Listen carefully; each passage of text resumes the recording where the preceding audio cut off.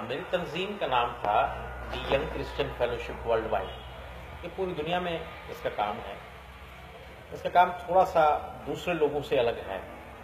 یعنی عام مسیحوں میں اس کا کوئی کام نہیں ہوتا. اس کا کام ہوتا ہے دوسرے مذاہب کے لوگوں میں. اب جیسے پاکستان ہے تو اس میں صرف زیادہ کام اس کا مسلمانوں کے اندر ہے کہ مسلمانوں کے اندر یہ کام کیا جائے. لیکن بنیادی طور پر ہر آدمی کے ذہن میں یہ آتا ہے کہ جتنی بھی مسیحی تنظیمیں ہیں وہ لوگوں کو عیسائی بنا رہی ہیں. لیکن ہمارا کام یہ تھا ہی نہیں. یعنی ہماری تنظیم دنیا میں واحد تنظیم تھی جو ہندوؤں کو تو عیسائی بناتی تھی.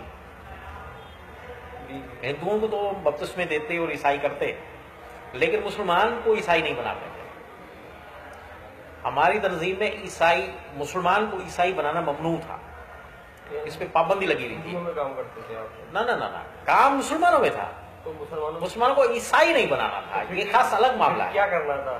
اس کو صرف اس کے ذہن کو مولڈ کرنا تھا, اسلام سے دور لے جانا تھا. اس کو یعنی اس کو تشکیک کا شکار کرنا تھا. تشکیک کا شکار کر کے اس کو وہ اس طرح کی ایک چیز بنا دینا تھا جس کا اللہ سے کوئی رابطہ اور تعلق نہ ہو. یعنی دین اسلام سے اس کا کوئی واسطہ نہ ہو. دہریہ بنا دینا. دہریہ یعنی مسلمان تو رہے گا, نام تو اس کا مسلمانوں میں رہے گا, شمار مسلمانوں میں ہوگا, لیکن ہوگا نہیں وہ مسلمان. اچھا, یعنی اس کو دین سے دور کر کے پھر دوسری مشینری کے حوالے کر دینا. نہیں چھوڑ دیا. ہاں, اب وہ جانے اس کا کام جانے, ہمارا کام کا ہی نہیں ہے وہ. البتہ کچھ مسلمانوں کو جو بہت زیادہ ہائی ایجوکیٹڈ وغیرہ لوگ جو ہوتے تھے ان کو دیکھتے تھے کہ یہ ہمارے کام کا ایک بڑی برادری کا بندہ ہے, ایکٹ بندہ ہے. اس کی پوری معلومات جب تک نہیں ملتی تھی تب تک کام نہیں کرتے تھے. مل جاتی تو پھر اس کو عیسائی بنانے کی کوشش کرتے تھے کہ اس کو عیسائی بنائیں گے تو یہ اپنی برادری میں اگر لوگوں کو عیسائی نہیں بنائے گا لیکن بگاڑ تو دے گا, برباد کر دے گا, ان کے ذہن کو اسلام سے ہٹا دے گا. یہ ہماری تنظیم کا بنیادی کام مسلمانوں میں یہ تھا کہ ان کو اس طرح کی ایک مخلوق بنانا تھا. یہ ہمارا نعرہ تھا کہ مسلمان کو وہ مخلوق بنا دو جس کا اللہ سے دور کا بھی کوئی تعلق نہ ہو. تو اس کی بنیاد بھی جو ہے وہ بہت پہلے پاکستان بننے سے بہت پہلے کی بنیاد ڈالی گئی تھی. ولیم زویمر ایک پادری صاحب تھے بڑے, وہ یہاں کام کرتے تھے بطور مشنری ایشیا میں, انڈیا میں, ہندوستان میں. تو انہوں نے ایک کانفرنس ہوئی تھی بڑی, پادری ساری دنیا کے جمع ہوئے قاہرہ میں. پھر اس میں یہ بات چیت ہوئی کہ مسلمانوں میں کام کا طریقہ کار اپنایا جائے زیادہ زیادہ. تو انہوں نے کہا کہ انہوں نے ایک فگر بنا کے دیا, اور انہوں نے بنا کے دیا کہ اتنا اماؤنٹ اگر مجھے دیا جائے تو میں مسلمانوں میں کام کرنے کے لیے تیار ہوں. میں مسلمانوں میں کام کرنے کے لیے تیار ہوں. تو انہوں نے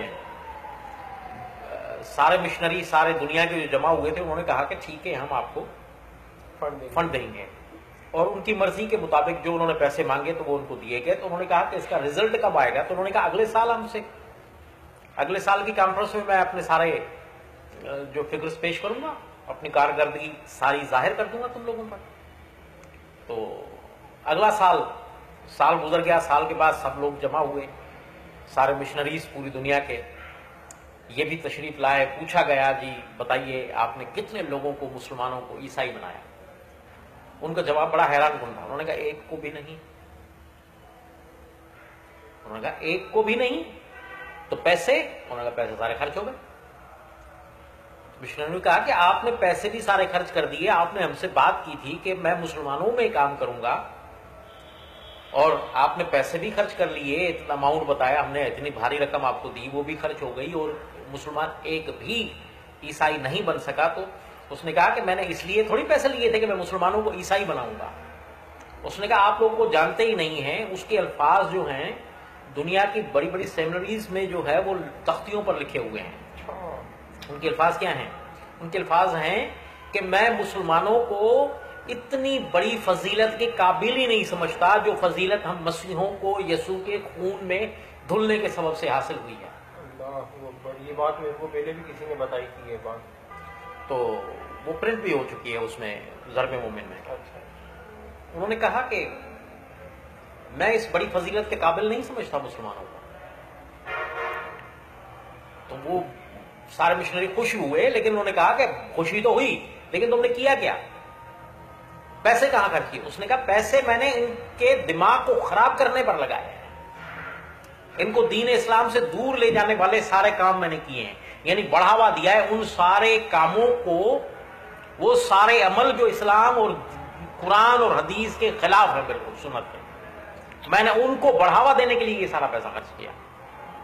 تو آپ کی جو تنظیم تھی اس کا بھی ایجنڈا میرا ایجنڈا یہی تھا، ہمارا کام ہی یہی تھا، نہ صرف ذاتی طور پر لوگوں سے ملاقات کر کے ان کے دماغ کو شکوک و شبہات میں لے جانا. مثلا میرا کام یہ تھا کہ میں تمام جتنے بھی مسالک ہیں ان کے وہ کتابیں جو فتاواؤں پہ مشتمل ہیں ایک دوسرے کے خلاف، خاص طور پر ان کو استعمال کرنا نفرت پھیلانے کے لیے. پھر اس کے بعد جیسے پرانے جو فتواؤں کی کتابیں ہیں، فتاوی عالمگیری، درمختار وغیرہ، ان کو اٹھا کر وہ مسائل جن پر اہل حدیث تنقید کا نشانہ جن مسائل کو اٹھا کر کرتے ہیں، جن پر بڑی بڑی کتابیں انہوں نے لکھی، ان کو اٹھا کر لوگوں کے سامنے شکوک و شبہات کے لیے پیش کرنا کہ دیکھو یہ کوئی دین ہے. یا بریلویوں کی وہ کتابیں اٹھا کر جس میں انہوں نے یہ اقرار کر لیا، یہ کتابیں لکھ ماری. کافی کتابیں استعمال کرتا تھا جس میں وہ کہ یہ روایتیں بیان کرتے تھے رسول اللہ صلی اللہ علیہ وسلم کھنگار مبارک پھینکا کرتے تھے تو صحابہ ہاتھوں پر جھپٹ جھپٹ کر لیتے تھے اور کھا جاتے تھے. ایک بار جو ہے بول مبارک فرمایا تو صحابہ نے وہ جھٹ سے اٹھا کر پی لیا، یہ وغیرہ وغیرہ. اس طرح کی ساری روایات کو اٹھا کر کتابوں کو لوگوں کے سامنے رکھنا کہ یہ دیکھو یہ کیا. تو آپ مسلمان بن کے ان میں کام کرتے تھے؟ عیسائی ان کو پتا ہوتا تھا کہ آپ مسیحی ہیں؟ ہاں، بعد میں جا کے پتا چلتا تھا. میں تو پہلے تو اپنا تعارف ہی نہیں کراتا تھا، بیٹھ کے بات چیت کرتا تھا، بسوں میں لوگوں سے رابطے کرنا، عام طور پر کسی کی واقفیت کے بنا پر دعا سلام کرنا،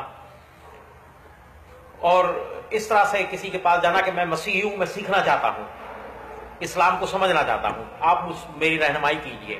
مجھے یہ چند کتابیں ملی ہیں، یہ پڑھ کر تو میرا ذہن خراب ہو گیا ہے، میں تو اسلام کے بارے میں بہت زیادہ وہ شکوک و شبہات میں آ گیا ہوں. آپ کے پاس کیا ہے؟ اس طریقے سے اور اس کے بارے میں آپ کیا کہتے ہیں؟ جس نے یہ کتاب لکھی اس کے بارے میں آپ کیا کہتے ہیں؟ یہ فرقہ کیسا ہے جنہوں نے رسول اللہ صلی اللہ علیہ وسلم کے خلاف ایسی باتیں لکھی ہیں یا ان کے بارے میں ایسی روایات تحریر کی ہیں، یہ کون سے ہیں؟ اور یہ جو اس طرح کے فتاوے دیے گئے ہیں یہ کیا ہے؟ مجھے یہ کتاب ملی ہے، میں دکھا تھا یہ کتاب ملی ہے، آپ اس کے بارے میں تبصرہ کریں، کوئی بیان دیں. تو یہ طریقہ کار تھا. اس سے میں مل بیٹھتا تھا اور اچانک ہی وہ میرا ہمدرد بن جاتا تھا. جب اس کے مخالف مسلک کی میں کتاب اس کو دکھا رہا ہوں تو وہ میرا ہمدرد بن رہا ہے اور بڑی چاہت سے مجھے ساری باتیں کہ یہ بڑے بدماش ہیں، یہ یوں ہیں، یہ یوں ہیں. آپ کو اندازہ ہو جاتا ہوگا کہ فلاں بندہ کس مسلک سے مکتب ذکر سے معلومات کرتے تھے. سب سے پہلے معلومات کرتے تھے کہ فلاں بندہ کس مسلک کا ہے. اچھا، پھر اس کے مخالف کتب لے جا کر اس کے سامنے رکھنی اور اسے دعا سلام کرنے کہ بھائی میں اسلام قبول کرنے کے لیے تیار ہوا، ذہن میرا بنا مسلمان ہونے کے لیے، لیکن بات یہ ہے کہ مجھے یہ کتابیں کسی نے پکڑا دی. تو اس کی پھر آپ کوئی مالی معاونت بھی کرتے ہیں؟ ہاں، پھر اس طرح سے کام جب کسی کو کمزور، اس کے لیے ہمارے پاس، میری تنظیم کے پاس مختلف شعبے تھے، اس کے لیے الگ الگ شعبے تھے ہمارے پاس. کالج میں کیمپس منسٹری ہوتی تھی ہماری، اسکول کالج کے اندر، اس میں ہمارے بچے جو ہے وہ کام کرتے تھے ان کے ساتھ. وہاں پر کسی کو کمزور مالی حالات کے اسٹوڈنٹس کو دیکھتے تھے، ان کی مدد کرنا شروع کر دیتے تھے ہم لوگ کہ یہ کس طرح سے اس کی مدد کر کے اس کی ہمدردیاں حاصل کر لیتے تھے.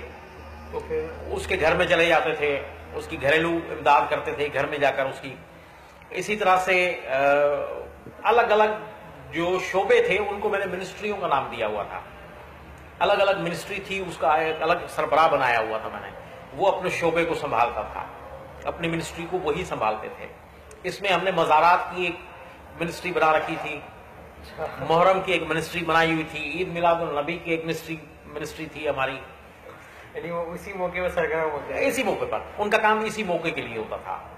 کہ جیسے جیسے جو بھی ایونٹ آتا تھا اس طرح کا اس میں وہ جا کے شمولیت اختیار کرتے تھے. محرم میں بہت زیادہ پیسہ خرچ ہوتا تھا.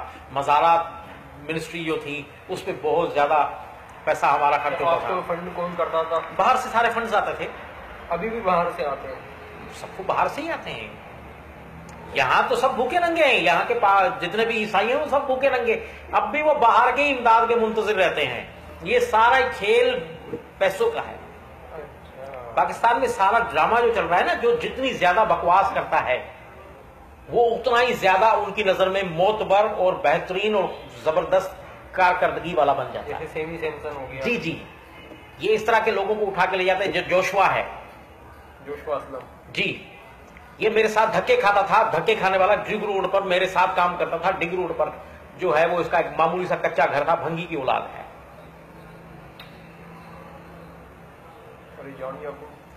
جان یعقوب بھی ایسا ہی ہے بس. جی, یہ ہیں کیا, مطلب بنیادی طور پر اکثریت جو ہے, یہ نہیں کہتا کہ سب لوگ جو ہیں وہ یہ جھاڑو پھیرنے والے یا گٹر نکالنے والے ہیں, ایسا نہیں ہے, لیکن اکثر ایسا ہے. اکثر یہی پیشہ اختیار کیا اکثر لوگوں نے, اور یہ ان لوگوں نے اختیار کیا جو اصل میں در حقیقت قدیم زمانوں سے ہی یہ کام کرنے والے تھے, پرانے. انہوں نے اپنے آبا کی روایت کو ترک نہیں کیا. جی, اور زیادہ تر لوگ جو تھے ان میں وہ اصل میں کچھ اچھی قومیں بھی ہیں عیسائیوں میں, مطلب بڑی عزت والے لوگ بھی ہیں. عزت دار خاندان جو زمیندارہ کرتے تھے شروع سے, آج بھی وہ زمیندارہ کرتے ہیں. کچھ ایسے تھے جو مزدوری کرتے تھے, تو آج بھی مزدوری ہی کر رہے ہیں, یعنی کھلی مزدوریاں. کوئی بوریاں اٹھا رہا ہے, کوئی بٹھوں پہ مزدوری کرتا ہے. اینٹیں بنانے کا کام بہت زیادہ عیسائی کرتے ہیں. جی, لیکن وہ کبھی جھاڑو مارنے والوں کے ساتھ کھاتے پیتے بھی نہیں ہیں. یعنی ہندوؤں کی طرح طبقاتی سسٹم. بالکل طبقاتی سسٹم ہے. جس طرح میں نے خوشپوریوں کا نام لیا, خوشپوریے جو ہیں وہ جھاڑو پھیرنے والے سے سخت شدید نفرت کرتے ہیں. خوشپوری گاؤں ہے خوشپوریے.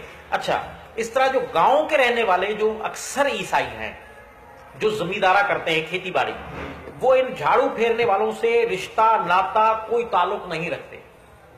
اکثر شہروں میں رہنے والے جو نوکری پیشہ پرانے شروع سے نوکری پیشہ لوگ جو ہیں, یعنی کہ جھاڑو والے نہیں, جو ملازمتیں وغیرہ کرتے ہیں, جو دوسری ملازمتیں کرتے ہیں, وہ ان جھاڑو پھیرنے والوں سے کوئی تعلق نہیں رکھتے. اور اکثریت ان کے علاقوں میں بھی نہیں رہتی. جہاں عام عیسائی رہتے ہیں وہاں وہ جو الگ طبقے کے لوگ ہیں وہ ان علاقوں میں ہی نہیں رہتے, قریب بھی نہیں جاتے ان کے, ان کی دعوتوں میں شریک نہیں ہوتے. بلکہ اب تو یہاں تک ہے کہ اندرون میرپور خاص میں چلے جائیں گے آپ, تو آپ کو بالکل الگ چرچ ملے گا جس میں جھاڑو پھیرنے والوں کا چرچ الگ ہے اور خوشپوریوں کا چرچ الگ ہے. خوشپوریوں کے چرچ میں جھاڑو پھیرنے والے نہیں جاتے, اگر چاہے وہ کتنا بھی چندہ دیں تب بھی نہیں جا سکتے.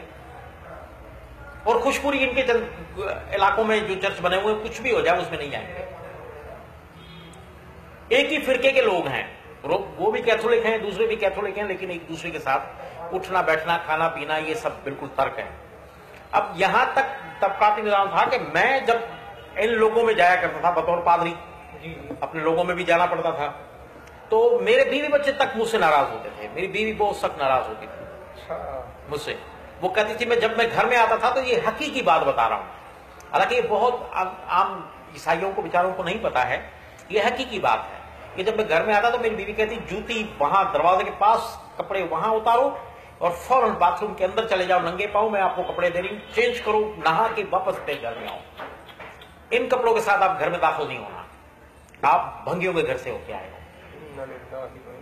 یعنی یہ نظام نفرتیں پائی جاتی ہیں, شدید نفرت پائی جاتی ہے, شدید. ہمارے مسلمانوں میں تو الحمدللہ ایسا کوئی کانسیپٹ نہیں ہے. کوئی بھی مسلمان ہو گیا وہ مسلمان ہے, جی بالکل ایک ہی مذہب کے ہیں.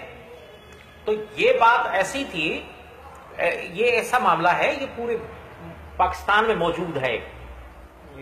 اندرون طور پر یہ ظاہر نہیں کرتے, لیکن اندرون خانہ یہ مسئلہ بہت بڑا ہے. یہاں طبقاتی نظام بہت ایک دوسرے سے شدید نفرت ہے. میرپور خاص میں 3 طرح کے لوگ رہتے ہیں, نوکری پیشہ, خوشپوریے, ان کا بالکل علاقہ الگ ہے میرپور خاص شہر میں. خوشپوریے عام علاقے میں نہیں رہتے, بالکل انہوں نے ڈفرنٹ مسلمانوں کے بیچ میں علاقہ اپنایا اور وہاں جا کے مکان بنائے, زمینیں خریدی, پلاٹ خریدی اور وہاں مکان بنائے اور چرچ بھی اپنا بنا لیا. झाड़ू फेरने वालों का अलग इलाके हैं, उनकी कॉलोनी अलग है, उसको कॉलोनी कहा जाता है, अच्छा, नाम ही कॉलोनी। झाड़ू फेरने वालों में पढ़े लिखे लोग पैदा हुए, पढ़े लिखे लड़के, उनमें पादरी बने, वकील तक हैं। मेरे कुछ रिश्तेदार हैं जो वकील तक बन गए, इनमें से एक थी जो इनमें चले गए और वकालत उन्होंने की, वकील बन गए। लेकिन वो वकील जो है और टीचर जो है वो भी खुशपुरियों के साथ नहीं खाता। यानी ये बता रहा हूं कि हालात ऐसे हैं।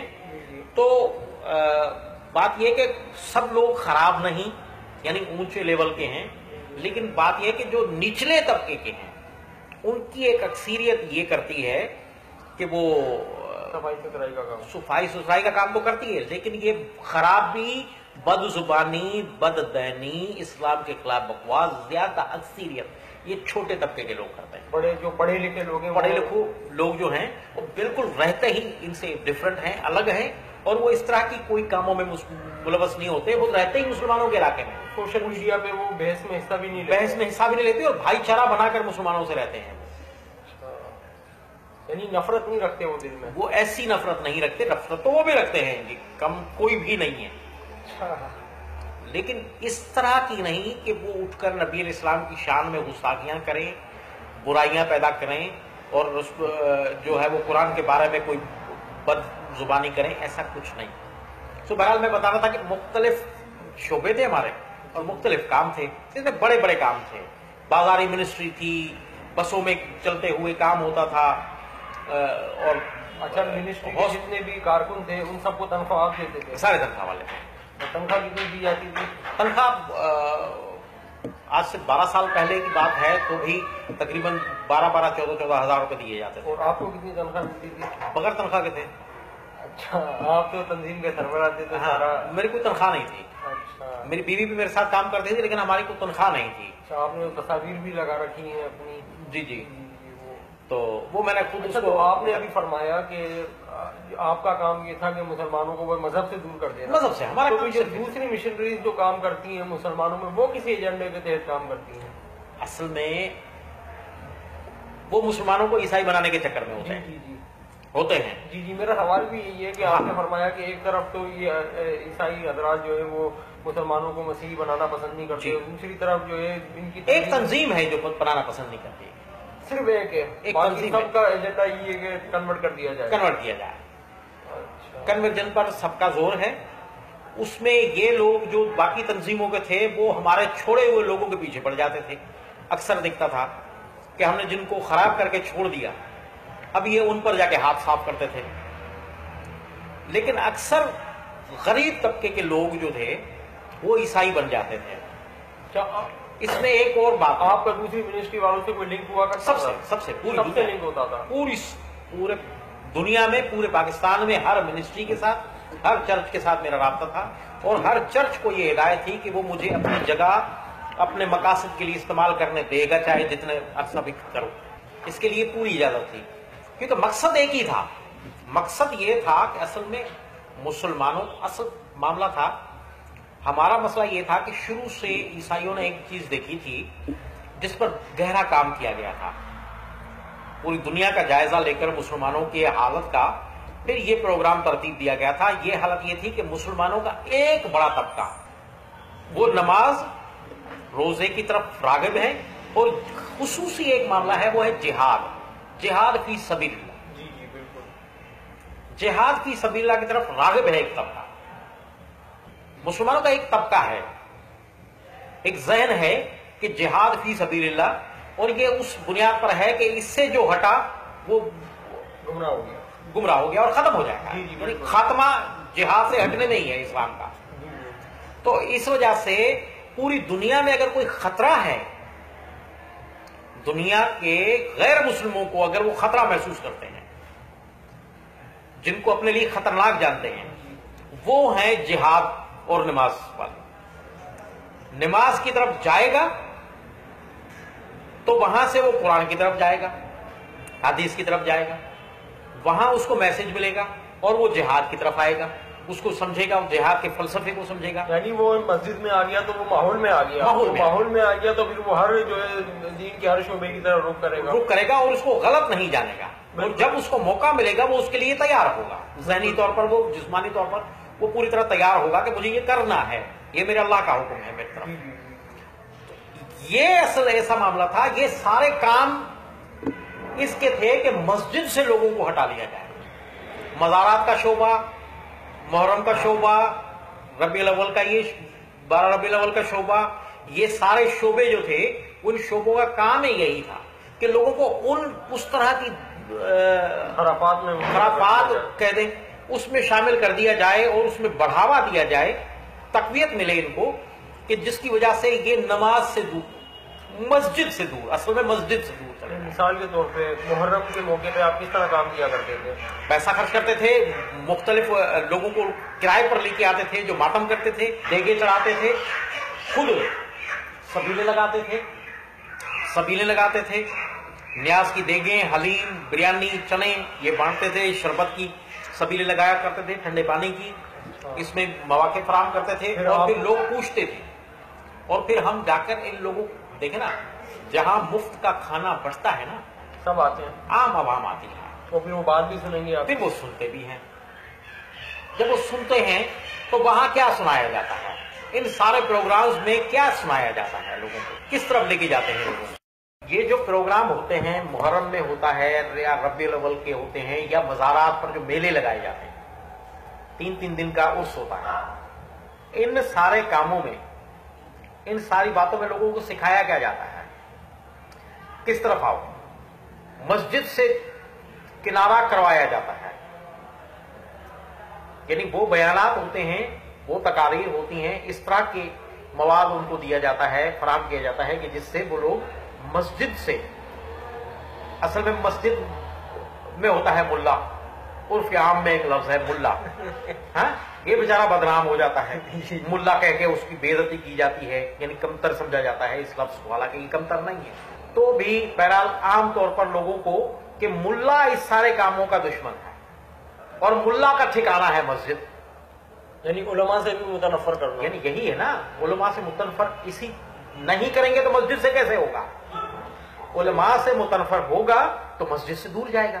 یعنی جیسا طبقاتی نظام ہندوؤں میں اور ہندوؤں سے وہ عیسائیوں کے اندر آیا، وہی چیز جو ہے وہ مسلمانوں میں رائج کرنا چاہ رہے تھے، پیدا کی جا رہی ہے۔ جی جی جی۔ تو بہرحال اس طرح کے کاموں سے اصل معاملہ میں نے کیا بتایا کہ لوگوں کو مسجد سے دور لے جانا ہے، جب وہ مسجد سے دور جائے گا تو اصل معاملہ جو جس پہ مسلمان قائم رہے گا، اسلام قائم رہے گا، جی جی، وہ ہے جہاد فی سبیل اللہ۔ بالکل۔ اس پر قائم نہ رہے، یہ اس پر قائم نہ رہے، اس سے دور لے جانا ہے اس کو، وہ عمل کروائے جائیں کہ یہ مسجد سے دور چلا جائے، جہاد سے دور چلا جائے۔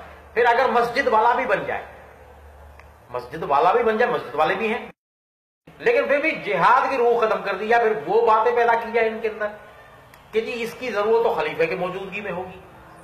اور جس طرح آج کل کے لوگ جو باتیں بناتے ہیں، جس طرح اپنی تعویلات اور اپنے مقاصد کے لیے، جی جس طرح صرف لوگ فنڈز لے کر، یہ بھی بھاری فنڈز لے کر یہ داڑیاں بنا کے جو بیٹھے ہیں اور اس طرح کے بیانات دے رہے ہیں نا، یہ بھی بھاری فنڈز لیتے ہیں، یہاں تک کہ یہ جو تھا خبیث مردود ریاض گوہر شاہی، یہ میری تنظیم کا رکن تھا۔ اللہ اکبر، کیا فرما رہے ہیں آپ سر؟ میں صحیح بتا رہا ہوں، یہ حقیقی بات بتا رہا ہوں، یہ ہماری تنظیم کا رکن تھا، یہ ساری زمین جو اس نے کوٹری میں خریدی یہ سارا ہمارا پیسہ تھا۔ ہاں کوٹری میں تو ان کا مرکز، یہ مرکز سے بنایا نا، یہ سارا پیسہ ہمارا تھا، پریس سے لگا کے میرپور خاص میں ہم نے ان کو دی حیدرآباد میں، جس پہ یہ کیونکہ دوسرے پریس والے ان کے یہ پمفلیٹ اور ان کا مواد پرنٹ نہیں کرتے تھے، شروع میں ہوتا تھا، بعد میں انہوں نے بند کر دیا۔ علماء نے جب ان پر دھیان دیا، مسلمانوں نے ان کے لٹریچر کو دیکھا تو مسلمان اٹھ کھڑے ہوئے، تو پریس والے کچھ غیرت میں آئے اور انہوں نے یہ کام سارے بند کیے تو پھر ان کو پریس سے لگوا کے دی گئی کہ خود پرنٹ کرو۔ یہ گوالا تھا، دودھ بیچنے والا، ایک بھینسوں پہ باڑے چلانے والا ایک جاہل سا آدمی تھا، عیسائیت کی طرف راغب ہوا ایک چکر میں، ایک زنانی کے، یعنی یہ بھی عیسائی تھا، عیسائی ہو چکا تھا، مرتد ہو گیا تھا، لیکن مسلمانوں میں اسٹونی کیا تھا۔ ہاں اچھا، اور اکثر ہم اس کو چرچ میں استعمال کرتے تھے، لاہور کے، اسلام آباد میں، کراچی کے چرچوں میں استعمال ہوا ہے، چرچوں میں آ کے اس نے تقریریں کی ہیں چرچز میں، جیسے یہ کیا نام ہے، قادری نے اپنے چرچ اپنی مسجد کو عیسائیوں کے لیے خالی کیا، جس میں عیسائیوں نے آ کے طبلے بجائے، اور طاہر القادری نے کراچی کی مسجد میں طارق روڈ پہ. بالکل اسی طرح ہم اس کے لیے استعمال کرتے تھے، یہ بھی ہمارے ساتھ کام کرتا تھا، اس کا کام ہی ہمارے ساتھ تھا. ریاض گوہر کا بھاری فنڈز ملتے تھے، اور بھی اس طرح کے بے شمار لوگوں کو بھاری فنڈز ہم دیتے تھے. لوگ پوچھتے تھے، یعنی کہ جو اپنے آپ کو علماء سمجھتے ہیں مختلف فرقوں کے مسالک کے، ہم ان کو پیسہ دیا کرتے تھے. وہ پوچھتے تھے، ایک سوال کرتے تھے کہ آپ یہ پیسہ کیوں دے رہے ہو؟ تو ہم ان کو کہتے تھے کہ یہ ہم بھاری رقم میں پہنچایا کرتا تھا. تو وہ اکثر ایک سوال ان کی زبان پر آ جاتا تھا. میں جا کے تعارف کرا تھا کہ میں ایک عیسائی پادری ہوں.